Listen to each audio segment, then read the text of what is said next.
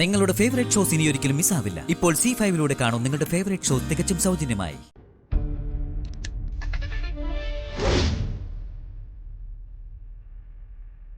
രുക്മിണി, വാ വന്നല്ലോ. വാ മോനെ വാ. ഇതാണ് കൃഷ്ണപ്രസാദ്, ഞങ്ങളുടെ ശ്രീമന്ത പുത്രൻ. ഹലോ മോനെ, എന്തൊക്കെയുണ്ട് വിശേഷങ്ങൾ? ഹലോ, നല്ല വിശേഷം, താങ്ക്സ്. അച്ഛൻ ഇവിടെ പോയി കിടക്കായിരുന്നു. ഞാൻ തൃപ്പങ്ങോട്ട് മുഴുവൻ അരിച്ചു പെറുക്കിയല്ലോ. അത് പിന്നെ മോനെ, അച്ഛനൊന്ന് അമ്പലത്തിൽ പോയതല്ലേ. നീ ഇവിടെ ഇരിക്കെ, ചായ കുടിക്കാം. ചായ ഒന്നും വേണ്ട. ആരാ ഇവര്? അത് പിന്നെ നിന്നോടൊന്നും പറയാൻ പറ്റിയില്ല. നീ തൃപ്പങ്ങോട്ടേക്ക് പോയതിന് ശേഷം ഉണ്ടായ ഒരു ഡെവലപ്മെന്റാ. ഇതെന്റെ ഒരു പഴയ ഫ്രണ്ടാ, ഇവിടുത്തെ മുനിസിപ്പൽ സൂപ്രണ്ട്. പുള്ളിയുടെ മകളും നീയുമായിട്ടുള്ള കല്യാണം ഉറപ്പിക്കാൻ ഞങ്ങൾ അങ്ങ് തീരുമാനിച്ചു.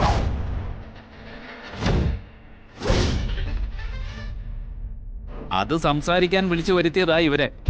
പെണ്ണിന്റെ അച്ഛൻ, അമ്മ, അമ്മാവ്, പിന്നെ ഗോപി പറഞ്ഞതുപോലെ ഇതാണ് ദല്ലാള്. കല്യാണം കൊള്ളാം. അത് ഞാൻ കല്യാണം കഴിച്ചാണല്ലോ.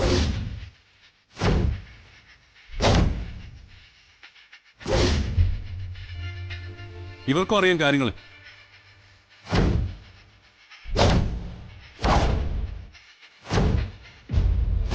വീണ്ടും ഒരു കല്യാണം കൂടി കഴിക്കാൻ എനിക്ക് താല്പര്യമില്ല സാർ.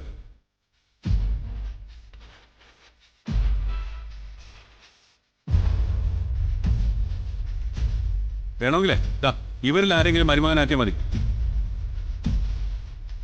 ഐ ആം സോറി, ഒരു സെക്കൻഡ് മാരേജിന് താല്പര്യമില്ലാത്തോണ്ടാ.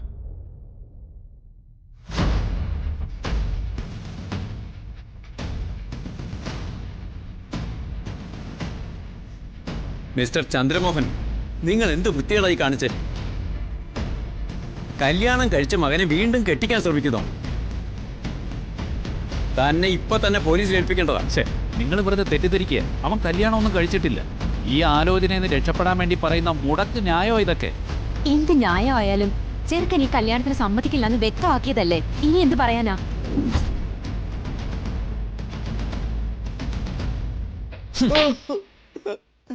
ഇതെന്തിനാണെന്ന് മനസ്സിലായല്ലോ.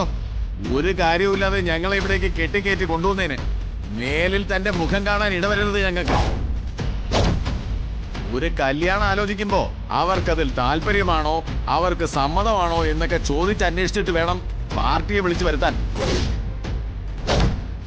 വാ വാ മാറങ്ങോട്ട്.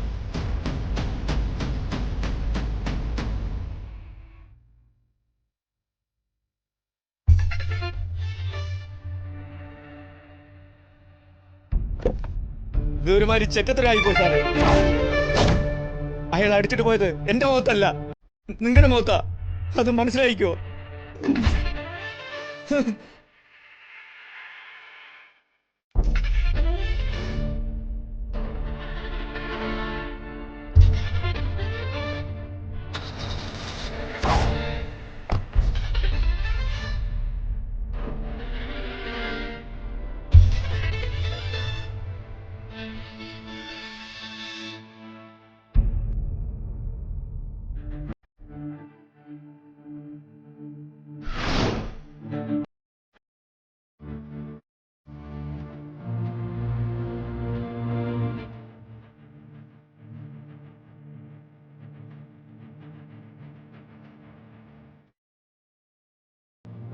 അയാൾ അടിച്ചിട്ട് പോയത് എന്റെ മുഖത്തല്ല, നിങ്ങളുടെ മുഖത്താ. അത് മനസ്സിലായിക്കോ?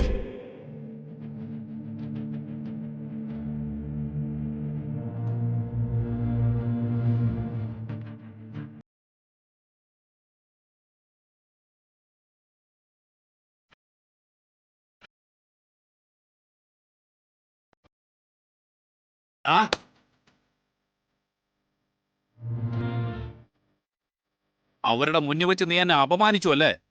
അച്ഛനെന്ന വില പോയിട്ട് ഒരു വളർത്തുനായുടെ വില പോലും തന്നില്ല നീ എനിക്ക്. തെറ്റ്.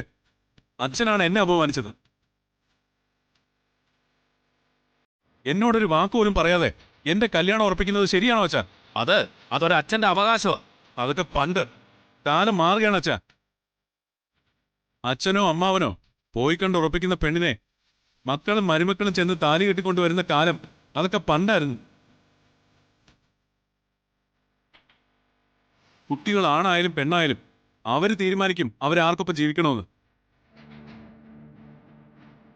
പിന്നെ എന്റെ കാര്യത്തിലൊരു വ്യത്യാസമുള്ളത്, ഞാൻ ആർക്കൊപ്പം ജീവിക്കണമെന്ന് തീരുമാനിച്ചത് ഞാനല്ല, നിങ്ങൾ തന്നെയാണെന്നുള്ളതാ. വ്യക്തമായിട്ട് പറഞ്ഞ കുട്ടിക്കാലത്തെ എടുത്ത നിങ്ങളുടെ തീരുമാനത്തെ നിഷേധിക്കുന്നത് ഞാനല്ല, നിങ്ങൾ തന്നെയാണെന്ന് അർത്ഥം. ഏതായാലും രാധ എന്റെ മനസ്സിൽ ജീവിച്ചിരിപ്പുണ്ട്. അവൾ അങ്ങനെ ജീവിക്കുന്ന കാലത്തോളം ഞാൻ മറ്റൊരു കല്യാണത്തിന് സമ്മതിക്കുന്ന പ്രശ്നമില്ല. എന്നെ കല്യാണം കഴിപ്പിക്കാനായി നിങ്ങൾ ശ്രമിക്കേണ്ടതുമില്ല. പ്ലീസ്.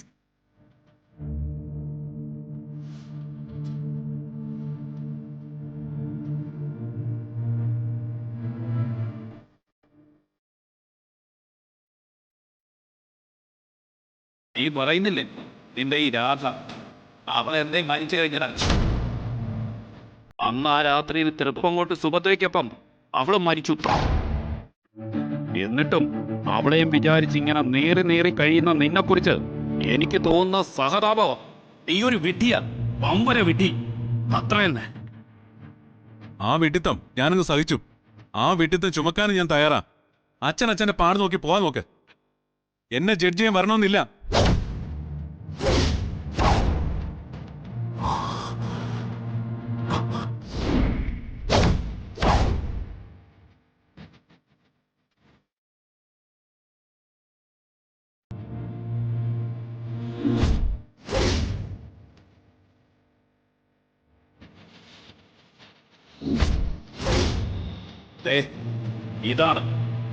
ഇതാണ് നിന്റെ ജീവിച്ചിരിക്കുന്ന രാധ. ഇതിവിടെ ഇരിക്കുന്നതുകൊണ്ട് ഈ ചത്തു മണ്ണടിഞ്ഞ ആ പെണ്ണിന്റെ ഓർമ്മയും കെട്ടിപ്പിടിച്ചിരിക്കുന്നത്. ഇനി ഇതിവിടെ വേണ്ട. ഈ സാധനം ഇനിമേലാൽ ഇവിടെ ഉണ്ടാവരുത്.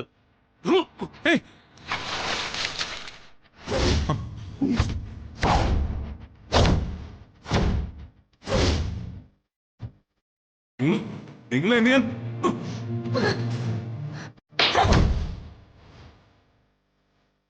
എന്ത് ഭാവിച്ചാടാ നീ? ഇത് നിന്റെ അച്ഛനാ, ദൈവത്തെ പോലെ കാണേണ്ട മനുഷ്യൻ. തന്റെ തല്ലി എന്നുള്ള പേര് കേൾപ്പിച്ച് നശിക്കാനാണോ ഭാവം? അച്ഛനും അമ്മയ്ക്ക് നേരെ കൈ ഉയർത്തുന്ന മക്കളുടെ വിധി എന്താണെന്ന് നിനക്കറിയോ? എടാ, നിനക്കറിയാമോന്ന്? പറഞ്ഞ ഇനി ഇങ്ങനൊരു മകനില്ല നമുക്ക്. ഇനി ഇവന്റെ വീട്ടിൽ ഒരു നിമിഷം നമ്മൾ നിൽക്കില്ല. നീ വാ.